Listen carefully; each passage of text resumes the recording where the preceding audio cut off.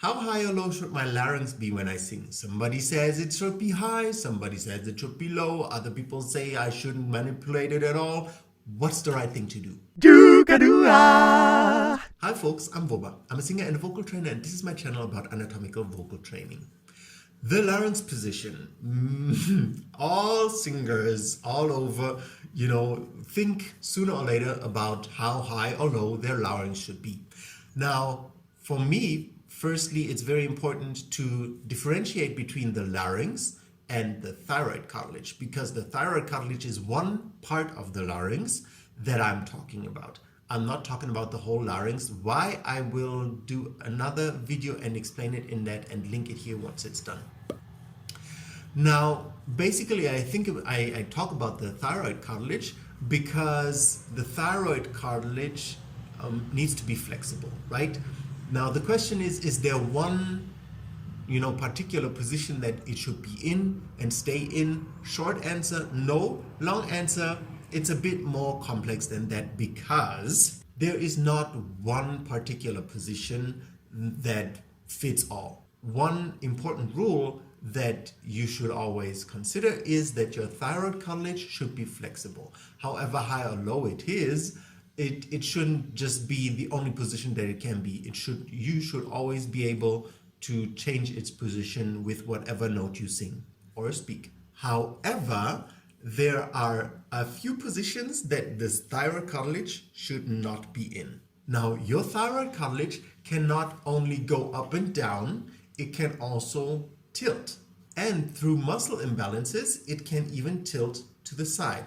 Now, if it tilts to the upper front, which is often the case when the swallowing muscle is very stiff, that will be a problem, especially for your range. For other things as well, but especially for your range, because if it's tilted upwards to the front is looking up, then you won't have a lot of legitimate range. You might have 1.5 octaves, maybe 2, but not more than that. Then you'll start getting tight and you will start to push, and because you don't have the flexibility to create more range. I made a whole video series about stretching the swallowing muscle, which you'll find there, that will explain, how to stretch the swallowing muscle, and that will get your thyroid cartilage out of being tilted up to the front. Now, secondly, a very dangerous position that the thyroid cartilage can be in also is tilted to the side, meaning you have 2 swallowing muscles, right? And 2 yawning muscles, one right and one left.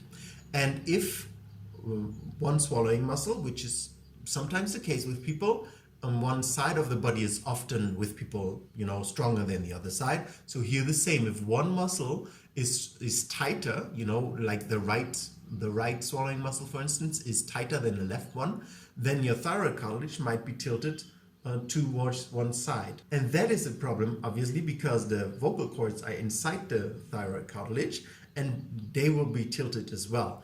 And what that does is it kind of like brings everything out of balance. It's best when the system is symmetrical, and then the vocal cords can just easily vibrate. If it's asymmetrical, they might not close properly. And you can do whatever you want to and try to close them, they will not close because it's tilted, which is also something that you will cure with stretching the swallowing muscle and getting a more flexible swallowing muscle. And there is a third position that it shouldn't be in. It shouldn't be too high, because if it's too high, the vocal cords just come too close to the vocal folds, and when those two meet, shit goes down.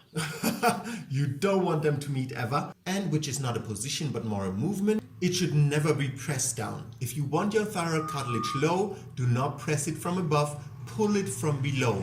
It can only be pulled. If you press your thyroid cartilage down from above, you will really hurt yourself. I explain in depth why in this video. So if you want it to go lower, pull it from below, don't push it from above. That's basically the wrong positions that the thyroid cartilage can be in.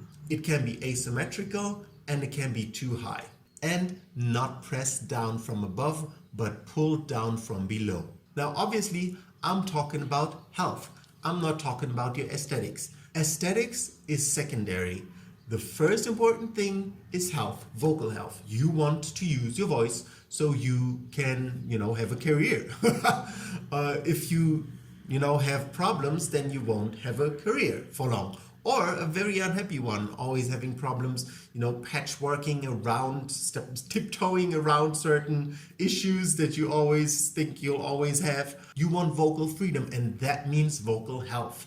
So that is the criteria, the most important criteria. Is your thyroid cartilage too high for your health?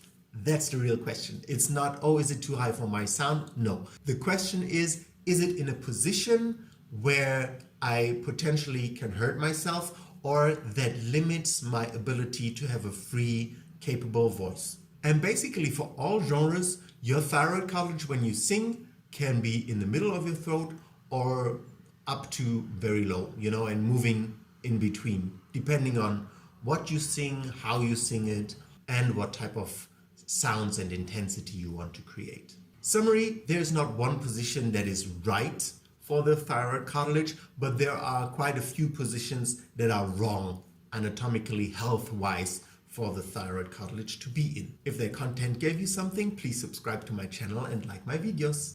Bye. By the way, if you want to learn how to do this, I have a course called Vocal Foundation on my website.